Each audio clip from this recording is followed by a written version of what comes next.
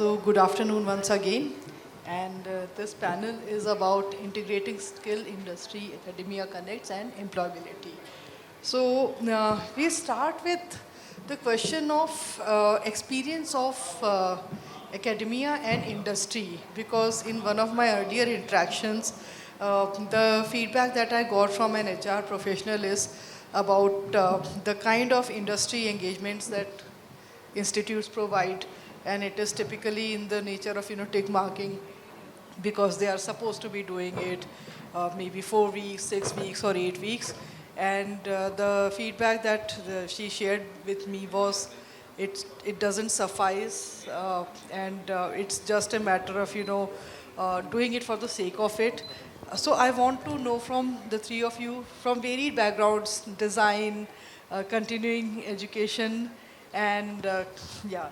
So I want to know from you what effective means can be devised and are being devised by your respective institutes to provide meaningful engagements to students, so that they come out with a better understanding and job readiness. So starting with you. So I come from National Institute of Design, Check. MBR, with its campuses in Bangalore and Gandhinagar. We have certain formats that we, employ in terms of our collaborations with the industry, and I will briefly describe some of those formats. So one format that we have is called classroom project-based format. So in classroom-based design projects, any industry who's interested to collaborate with a particular theme can talk to us. We take that as part of our curriculum. So students are assessed for that project. So it becomes easy to integrate with the industry with a format like that. The second format that we have is called graduation projects. It's almost like the final thesis projects that many of the universities do. So in the graduation project, we allow our students to go to the industry and work with the industry for a period anywhere between 4 months to 6 months. In terms of our curriculum and pedagogy, we have skill courses, we have theory, we have studio and design projects. So the skill, theory and studio end up with a design project. So design project is a culmination of all these three. So we don't really separate skill, theory in a design project so that people can combine. The third point that I would like to bring to notice is when we take people, as we admit candidates to our program, we take them from across various disciplines. So that we can have engineers, we might have fine artists. So that's another way to kind of be able to learn. We have a lot of peer learning that happens. So, so these are the formats that we have been offering. What was the second question? Did I answer your question? The Yes. Formats, yes. What Yes. was the other one? Also, if I may know, so since you said that you led students to 6 months of Yes. projects, so does that mean that that period is inbuilt into the curriculum? Yes, it or is, do you, it is. is there a departure? No, it is inbuilt into the curriculum. That's a mandatory project that students have to complete within a particular discipline. So it's not very generic. So if students come from furniture design, they will have to, maybe a featherlight might take them. They will work with featherlight and put together a piece of furniture, and then that is graded or assessed. Okay. And also, industry, professors of industry, Yeah. the term that is being used, and even it was used today. Professors of practice. So I'm so sorry, professors of practice. So in NID, how is that being done? See, most of us, me and my colleagues, are into practice. So we have something called as a consultancy wing. So we always are working on projects which are part of our work profiles, right? The second way we integrate industry in terms of teaching is to get experts from the industry as visiting faculty. And that might range, from 1 week to 1 day to, it depends now how you talk to them and how we are able to get them. So those are the ways that we assimilate, a collaboration between us and the industry. Sure. Coming to you, sir, Professor Babu. So you are in the continuing education field, and continuing education is about, education doesn't end at a certain point of time, but there's a need for reskilling and upskilling constantly. So typically, what is the framework that your institute has adopted in terms of, who can come back to you? And Yeah. sorry, and any specific fields, any specific age groups, what is the idea? Let me just thank you for giving me an opportunity here. I'm a professor in civil engineering and I'm a chair for the continuing education for about 10 years now. And at Indian Institute of Science, I think we see much ahead of what we need. And it is like, I think, when you want to try to improve the skills, of course, you have different levels of looking at. One is at the highest level, where our institute does look at those things. And second thing is, say, for example, a lot of engineering colleges we have, we also need to look at their needs, because I think that is where the lot of talent lies, and we need to strengthen the system by providing appropriate skill development programs. I want to give an example. Say, for example, digital health, I think we never heard in the country. But maybe just before COVID, we started a program. We know that we needed the digital health programs in the country with AI and ML interventions, digital imaging techniques, and all of that. Maybe before COVID, we started a course on that. It's people were wondering why is it required. But after the COVID came, I think everybody understood that, yeah, you need to scan your images, you have to do everything only with non-contact things, right? Doctors, everybody. So it was very amazing that now we look at that opportunity where everybody wants now digital health programs in the whole country. So what I meant was that, see, we need to see, say, for example, you're talking about the skill development. First thing is you need to identify the gaps. What are the areas that are needed for skill development? It's not just AI and ML alone. The conventional engineering is, in fact, we are not good at it. It's AI and ML. In fact, I think ASCT is doing that great job soon. That they're trying to strengthen the existing engineering systems with AI and ML. With their interface, they would like to develop a lot of programs. I'm sure that they would like to have many more programs in the country. And just that there is a beginning made. What I just want to say is that if these three things are required, now we need to really look at the gaps. We need to have some plans. We need to have partners, like, interns, like whatever professor of practice. You don't find many professors practice, I'll tell you.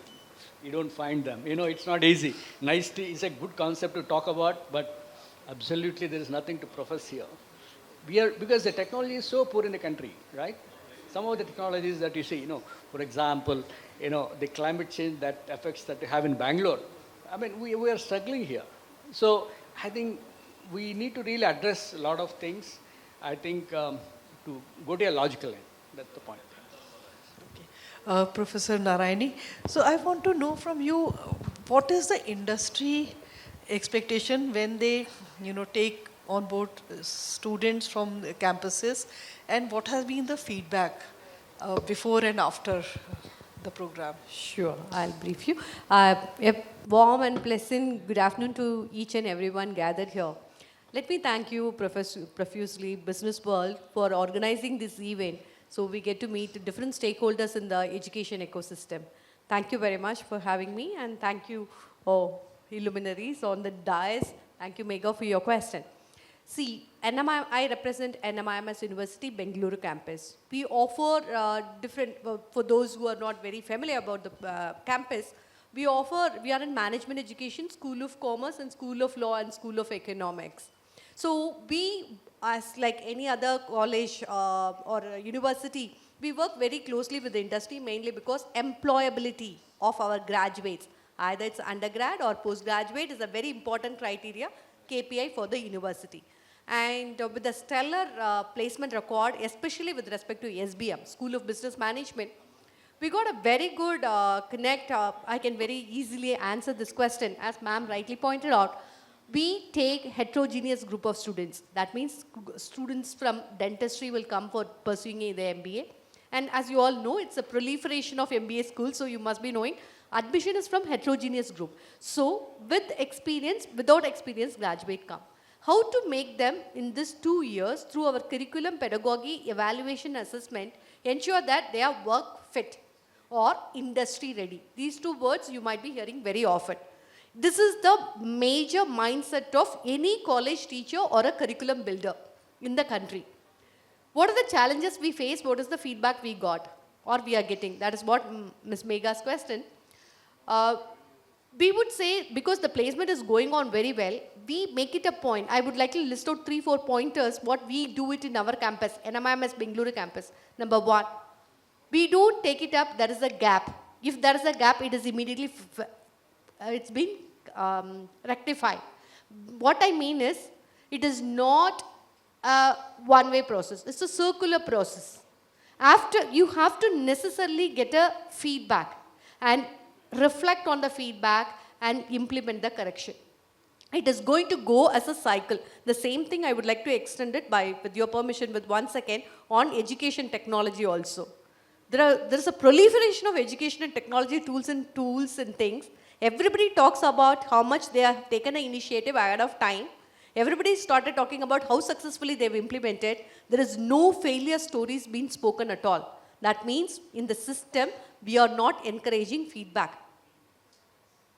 So we take feedback very seriously. We go back to the industry after 1 year, after 2 years, after 3 years. This is not being done by most of the education institutions. We take it seriously, go back to the employer and ask how fair our students are performing. What was the skill set gap? Is it okay? Are they able to cope up? It is not on the day they are joining the job. After 6 months, they are able to adopt. After 1 year, are they able to go up in the ladder? So this feedback, we take it successfully. That's also one of the reasons for the past 15 years, our campus has got a stellar placement record with respect to SBM. So now we are trying with School of Law also. This is one important thing. You have to get back to the system. And second one, internship. You rightly pointed out, many of them, it's a mandatory take. 8 weeks, they go for the internship, come back, make one assessment, credit, non-credit system, over. It is not so. And what we try to do is not only this 8 weeks, most of you might have it also, that's called life projects. Because students join there without any work experience. And in the previous speaker, Dr. Raj has said, what job you want, what is your course, where is the gap. Most of our students, even at postgraduate level, they may not know what area to pursue. Should I become an investment banker or equity research analyst, or should I get into a functional consultant in finance? They may not know. So what we do is, we'll give them a life projects, that we have a guidelines for life projects. So they go for life projects, which is not an internship. Along with their calendar, they do life projects. We have been very successful in sourcing life projects from most of the companies because students provide, faculty mentors them, and life projects open up multiple consulting opportunities for our faculty members. Because these life projects are done by students solving the small and minute, a portion of the business problems under the main mentorship of the faculty. So the connect becomes stronger. And third one, as they rightly said, professor of practice, I totally acknowledge with you, sir. It's not very easy to get a practitioner pliable to academic environment. There is a dearth of professor of practice. This is the third point. Fourth one, I would like to announce it to the entire people here. See, we are all talking about employability fitment. We are always thinking of promoting students getting a job. But how much of a push is happening for being entrepreneur? There is a mandatory entrepreneurship cell, entrepreneurship course, but how much we encourage them to fail. We don't. All of us wanted to hear only success stories.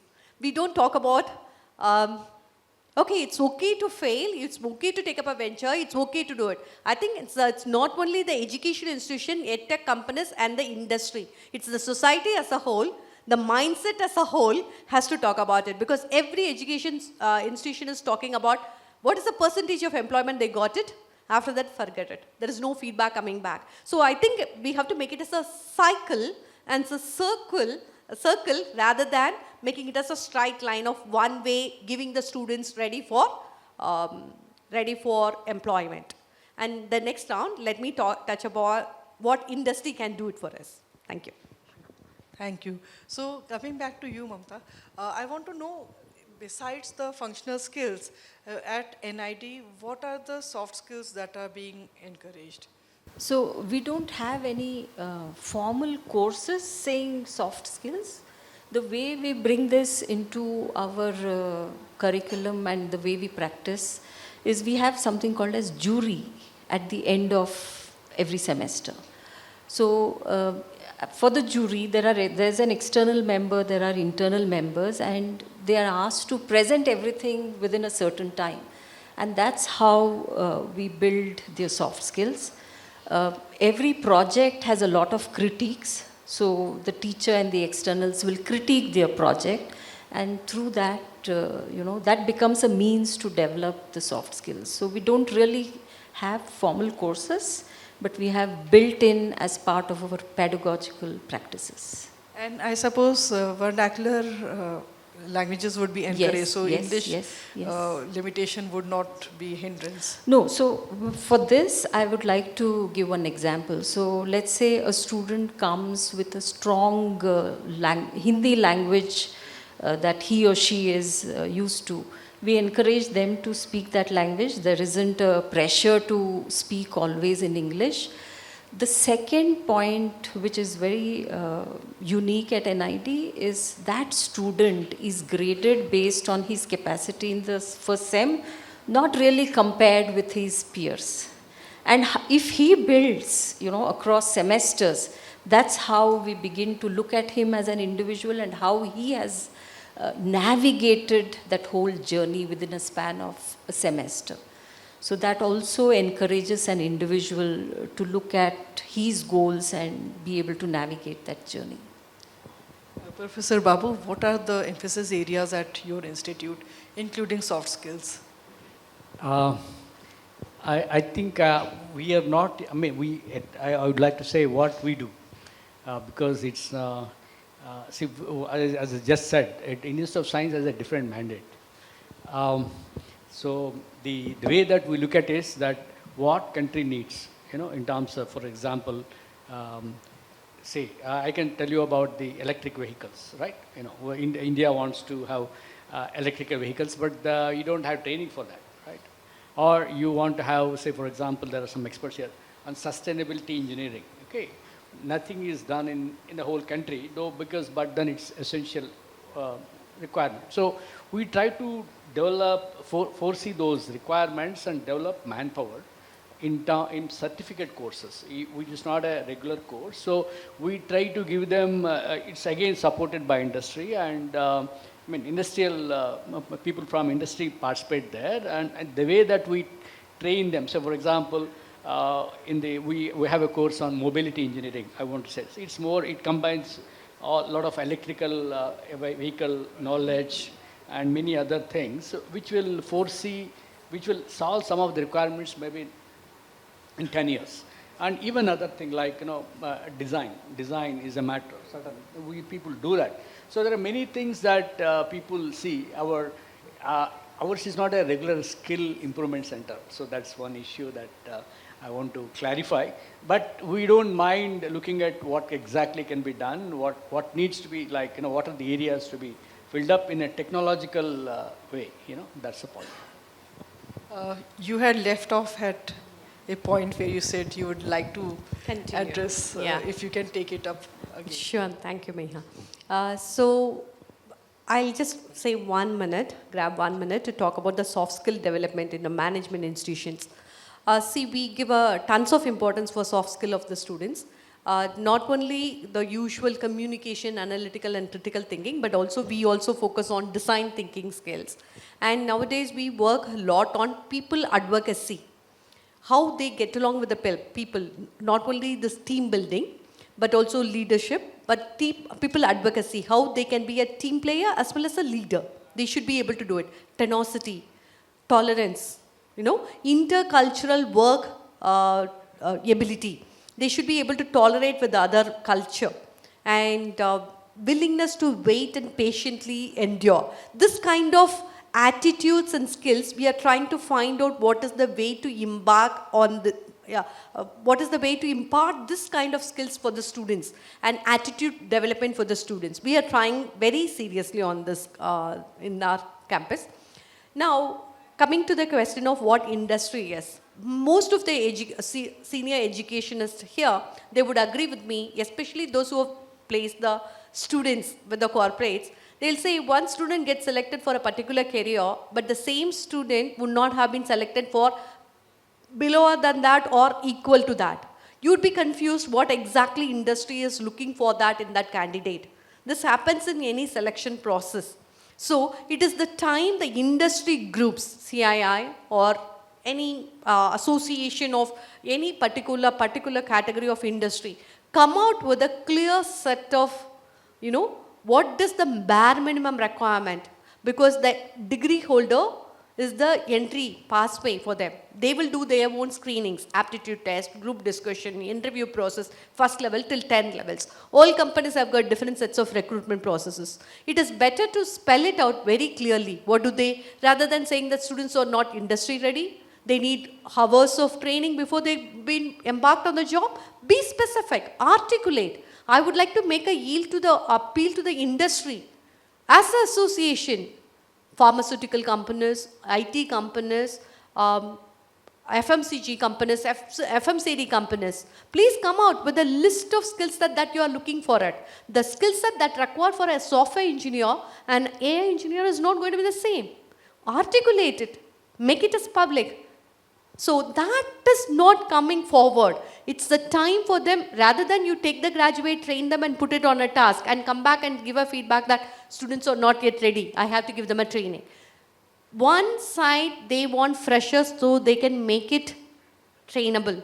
They will impart it from the beginning. Other side, you say that they are not work fit. So it is time for them to articulate and participate in the curriculum development. For that matter, in our university, NMIMS University, we ensure that academic council, board of studies, where the curriculum is being designed, pedagogy is being determined, and the evaluation system is finalized. All the three stages, we include corporate.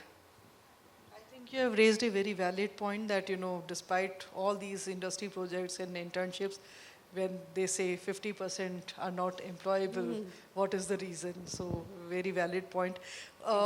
So, that brings me to the next point about challenges. What are the biggest challenges that you face in forging those industry connects and placing students for various projects? So here, I would not like to talk only about NIT, probably look at the canvas for our country, right? If you compare our country to some of the countries like, let's say, US, Australia, European countries, soon after school education, many of them don't take up higher education. It's a very unusual pattern here.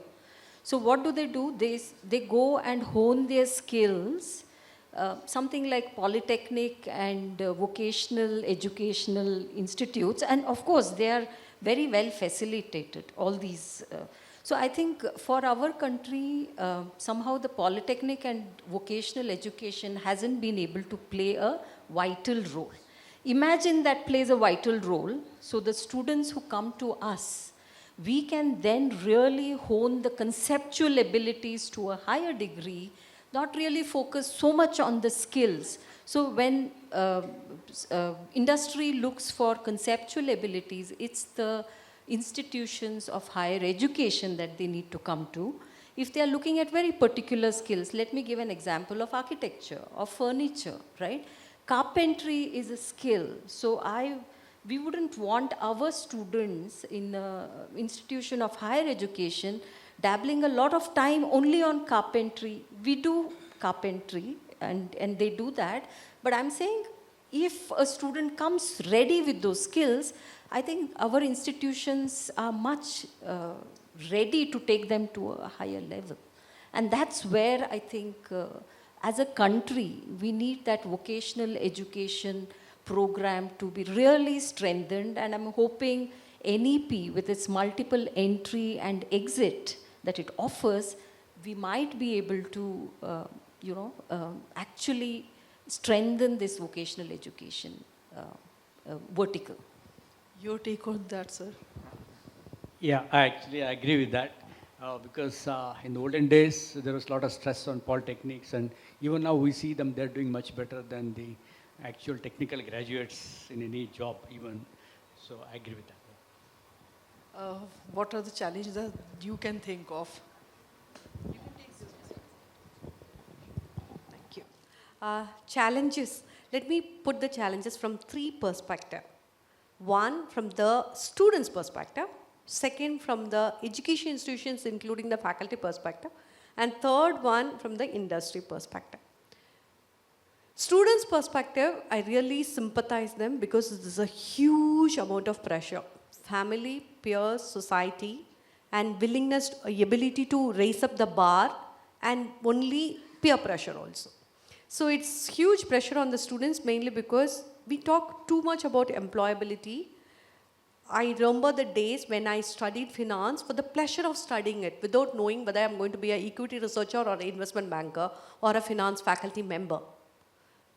Most of my elderly colleagues will agree with me. We study the subject for the pleasure of studying.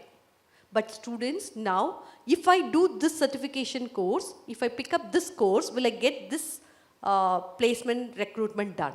It's a huge pressure on them. So it's a duty and responsibility of the education institutions and the industry as a whole to ensure students, their creativity will get killed. They will burn out very fast.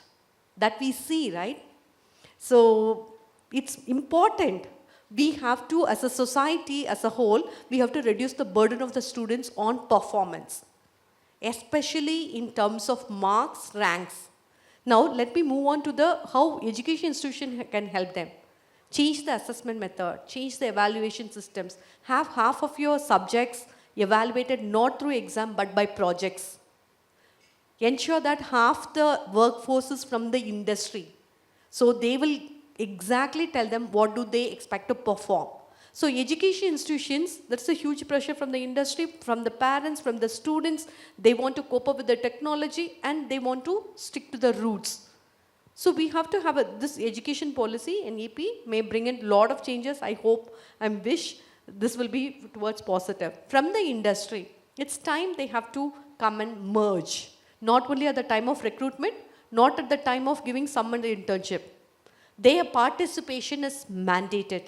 And one thing I really wanted industry to take half the faculty member on a rotation basis in your company.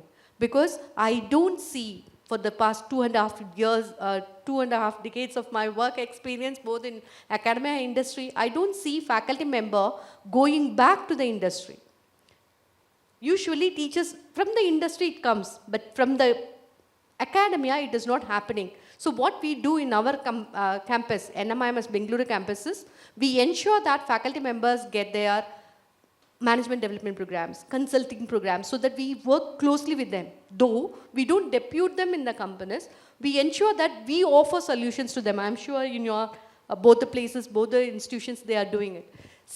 That way, industry has to go join hands here rather than have their R&D in their own company, have an R&D done in the education institution so that they will do their societal commitment. As a CSR activity, I think it's time industry should have a responsibility towards education field. That responsibility, some mandate has to come. I'm looking forward to it. But it's corporate social responsibility, they say. Now I would like to call it as corporate education responsibility or academy responsibility. They have to be imposed and they have to spend some point of time, energy, resources with academia rather than expecting academia to bridge the gap. Thank you. One dimension that has been added now is the short-term courses that are available online. Without naming any company. So in all the fields, from AI to design to even, liberal arts. So how does that, benefit students? And you would have some kind of feedback about that. Definitely. We have multiple, to start with, I encourage this kind of certificate program, online programs, and this one mainly because this edutech partners and this parallel certification courses are really going to work well for our education institutions. Rather than shying away with them, tell them this is what we cover, this is what we want you to take it up. So both of them can coexist in the same ecosystem. So I really encourage it mainly because the beneficiary or the students, they will have plethora of choices to pick up. As a consumer, you enjoy multiple choices. So as a students, they should also enjoy multiple choices. So this kind of any short-term courses which are value adding should be encouraged. At the same time, there is a proliferation of choices available for the students. So there should be some curation, some kind of a guideline. Otherwise, like any other market, students might be swindled. Mamata, what is your take on that, about the short-term courses? I'm sure So are design you students referring would to online or any online, kinds? online, and in fact in partnership with many foreign universities also and Indian universities also. I mean, see, I think the best advantage for your student, if the student has access to monetary, things, they could do parallel as well. There's no harm, right? If a person is able to do multiple things, there's no harm in it. For design particularly, if it's an online course, unless it is supported with hands-on workshop, it doesn't take you, to the next mile. So in design, I think it's about theory, and it's also equally about practice. So foreign universities coming in, I think institutes like us will be challenged, and that challenge is good. I always think any new context is nice because we are going to strengthen ourselves, we are going to aim to do better. So I don't think it's bad to have foreign universities. It's good to have them. It also helps me see, academicians in other universities, what is it that they do and what is it that we can. So it's a form of learning as well for the teachers and the faculty members. Professor Babu, your final closing comments. Yeah, actually, we also conduct at Institute of Science a lot of certificate programs.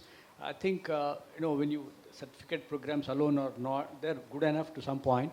But I think it needs more industry connect, as she was just mentioning. They need to be partners, and they have to identify the needs. In fact, there should be a very good, it's not just about employability, it's about skills, right skills. And once you have right skills that are there, I think there is a progress. So things do happen in the way that just she was mentioning, because your learning is a process.